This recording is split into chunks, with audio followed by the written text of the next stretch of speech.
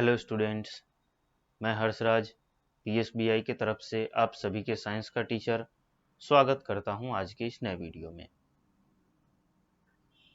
आज के वीडियो में हम लोग स्टार के बारे में जानने वाले हैं, यानी कि तारों के बारे में जानने वाले हैं। ठीक है, तो चलिए शुरू करते हैं।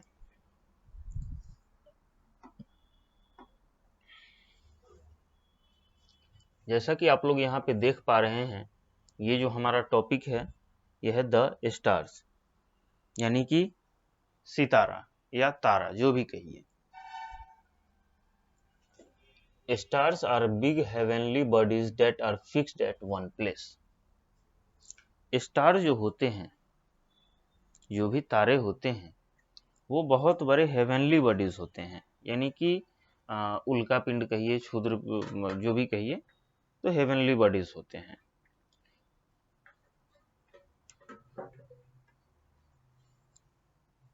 तारे जो होते हैं बहुत बड़े हेवनली बॉडीज होते हैं, जो कि अपने एक फिक्स प्लेस पे बिल्कुल सन की तरह, जैसे सन जो है हमारा, वो जैसे एक प्लेस पे ही स्थिर रहता है, वो इधर उधर कहीं भी मूवमेंट नहीं करता है, ठीक उसी प्रकार स्टार्स भी जो होते हैं वो अपने एक फिक्स ऑर्बिट पे ही फिक्स रहते हैं, वो कहीं भी मूव नहीं करते हैं। ठीक है, आई बात समझ में? They give out their own light, और स्टार के पास जो होता है अपना खुद का लाइट होता है। जो भी स्टार्स होते हैं उनके पास अपना खुद का लाइट होता है। जैसे सूरज के पास अपना खुद का लाइट होता है, वैसे ही स्टार्स के पास भी जो है अपना खुद का लाइट होता है। आई बात समझ में? चलिए, all the stars are not alike. जितने भी तारे होते हैं वे सारे के सारे एक जैसे बिल्कुल नहीं होते हैं।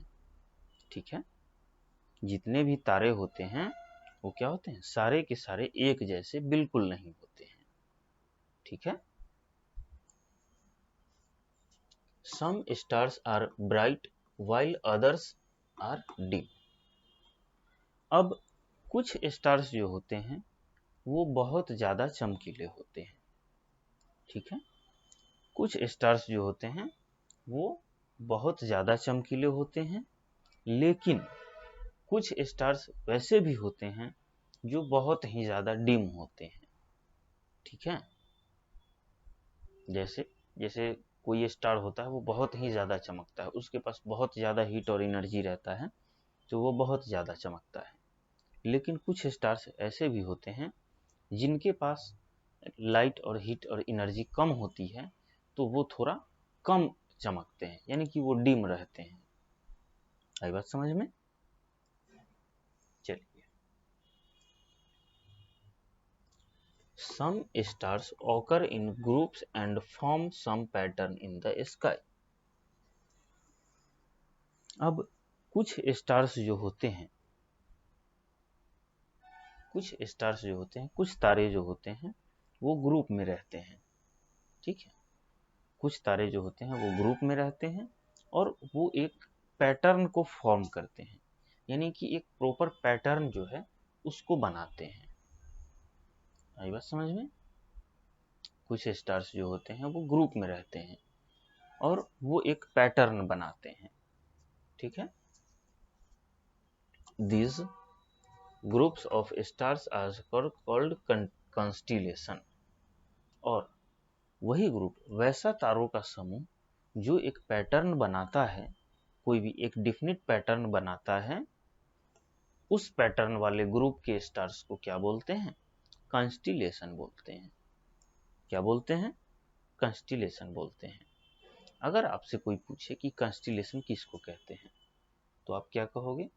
कि तारों का वह समूह जो एक डिफिनिट पैटर्न बनाता है और उस पैटर्न वाले ग्रुप के सारे सितारों को कंस्टिलेशन बोलते हैं। अगर आपसे कोई इंग्लिश में बोले कि इंग्लिश में डिफाइन करो, तो आप क्या बोलेंगे?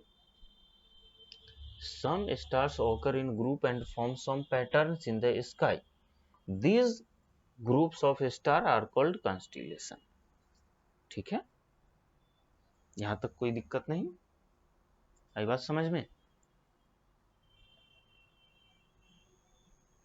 चलिए, some famous constellation are Orion, Hunter, Scorpius या स्कॉर्पियन, अर्सा मेजर यानी कि ग्रेट बियर एंड लाउ यानी कि लायन। अब देखिए, कुछ फेमस कॉन्स्टिलेशंस हैं, जैसे कि ओरियन यानी कि हंटर, यानी कि ये हंटर टाइप का जो है, शिकारी टाइप का जो है वो पैटर्न फॉर्म करते हैं। ठीक है, किस टाइप के पैटर्न को फॉर्म करते हैं? शिकारी टाइप के पैटर्न को फॉर्म करते हैं। ठीक है, कुछ जो होते हैं स्कॉर्पियन, इसे स्कॉर्पियन का पैटर्न फॉर्म करते हैं।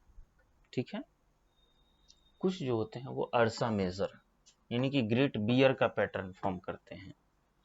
ठीक है, और कुछ जो होते हैं वो लाव यानी कि लायन, वो जो है शेर का पैटर्न फॉर्म करते हैं। तो ये सब जो है कुछ फेमस कॉन्स्टिलेशंस हैं। आई बात समझ में? चलिए, अब आगे देखते हैं।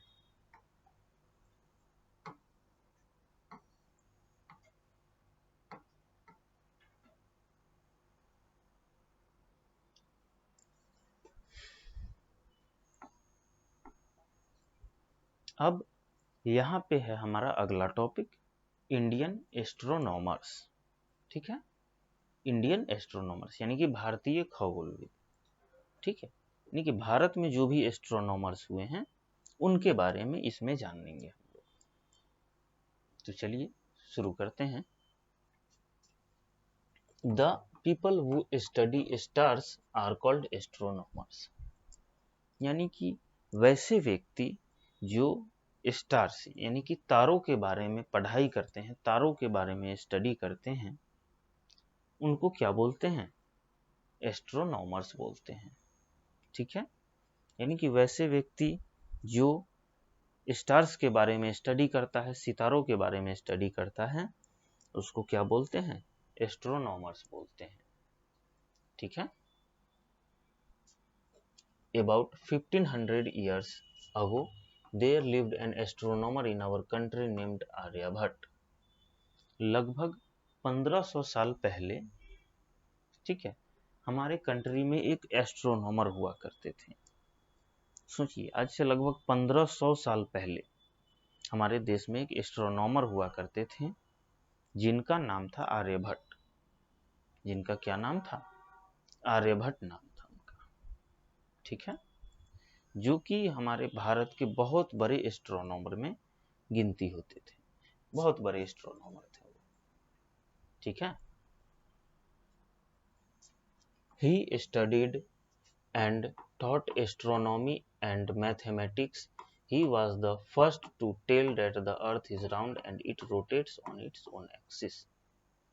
अब जो ये आर्यभट्ट थे वो एस्ट्रोनॉमी के बारे में स्टडी किए और एस्ट्रोनॉमी और मैथ्स का जो है वो पढ़ाते भी थे। बहुत अच्छे जानकार थे, उनको एस्ट्रोनॉमी और मैथ्स के बारे में बहुत अच्छा ज्ञान था उनको। ठीक है, और ये आर्यभट्ट ही सबसे पहले ऐसे व्यक्ति थे जिन्होंने ये कहा था कि धरती जो है वो गोल है और ये अपने एक्सिस पे जो है घूमती है। ठीक है, आर्यभट्ट ही पहले ऐसे व्यक्ति थे जिन्होंने ये कहा था कि धरती गोल है और ये अपने एक्सिस पे घूमती है। आई बात समझ में? He also told us that the moon is dark and shines when sunlight fall on it. और उन्होंने ये भी बताया था कि मून जो है वो डार्क है। ठीक है, मून जो है क्या है? डार्क है, और वो तभी चमकता है जब उसके ऊपर यानी कि मून के ऊपर सनलाइट पड़ता है, तभी वो चमकता है। ठीक है, जब मून के ऊपर सनलाइट पड़ता है तभी वो चमकता है। आगे है हमारा Varahamihira was another astronomer in the 5th century। इनके बाद एक और एस्ट्रोनॉमर हुए जिनका नाम था वाराहमिहिर, जो कि 5th सेंचुरी में हुए थे। ठीक है, 5th सेंचुरी में हमारे इंडिया में एक और एस्ट्रोनॉमर हुए थे जिनका नाम था वाराहमिहिर। ठीक है, he was a scholar and wrote many books। और वाराहमिहिर जो थे वो बहुत अच्छे स्कॉलर थे। ठीक है, बहुत अच्छे स्कॉलर भी थे और उन्होंने बहुत सारी किताबें भी लिखी। About 900 years ago, another scientist named Bhaskara discovered a method of finding out the motion of planet। और उसके बाद लगभग 900 साल बाद क्या हुआ कि एक और साइंटिस्ट आए हमारे देश में जिनका नाम था भास्करा। उन्होंने भी डिस्कवर किया, उन्होंने क्या डिस्कवर किया, तो प्लैनेट और प्लैनेट के मोशन को कैसे कैलकुलेट किया जाए ये मेथड उन्होंने बताया। ठीक है, तो यहाँ तक किसी को कोई दिक्कत नहीं होनी चाहिए, सारे पॉइंट्स क्लियर हो चुके हैं। चलिए अब आगे बढ़ते हैं।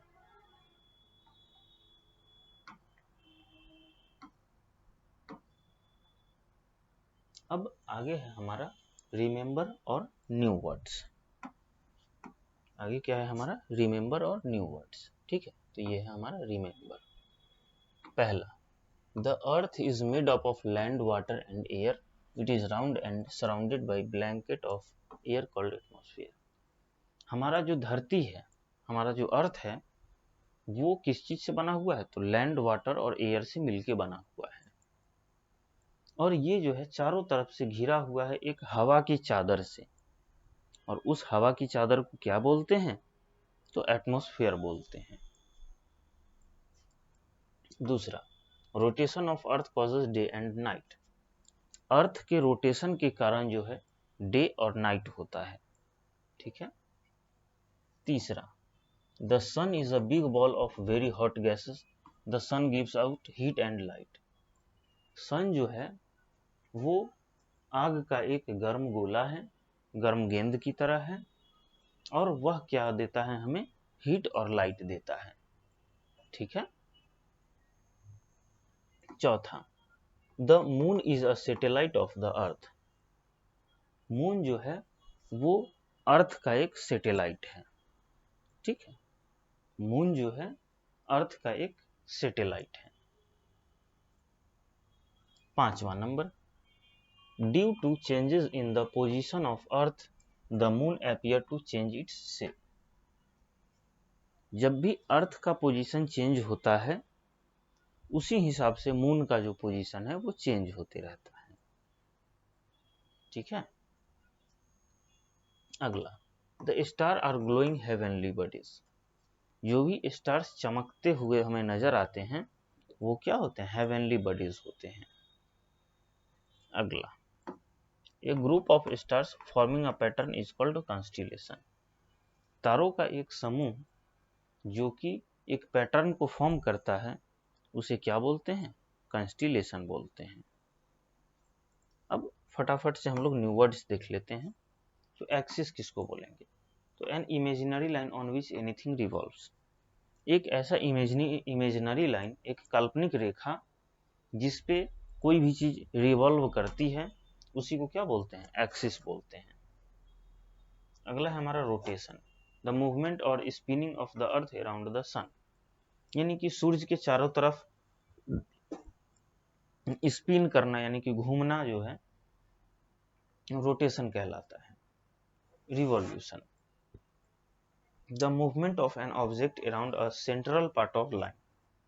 यानी कि किसी भी ऑब्जेक्ट का मूवमेंट जो है एक सेंट्रल पार्ट ऑफ लाइन के चारों तरफ घूमना ही रिवॉल्यूशन कहलाता है। Satellite, the body revolving around a planet. जो कोई भी बॉडी किसी प्लेनेट के अगल बगल में घूमती है उसी को क्या बोलते हैं, सैटेलाइट बोलते हैं। आगे है constellation, A group of stars forming a pattern. तारों का एक समूह जो कि कोई पैटर्न को फॉर्म करता है, उसे क्या बोलते हैं? Constellation. Astronomers, a person who studied stars. Astronomers उसे बोलते हैं जो कोई भी पर्सन जब तारों के बारे में स्टडी करता है, उसे हम लोग एस्ट्रोनॉमर बोलते हैं। चलिए, आज के क्लास के लिए इतना ही, फिर हम लोग अगले क्लास में इसका एक्सरसाइज करेंगे। तब तक के लिए थैंक यू।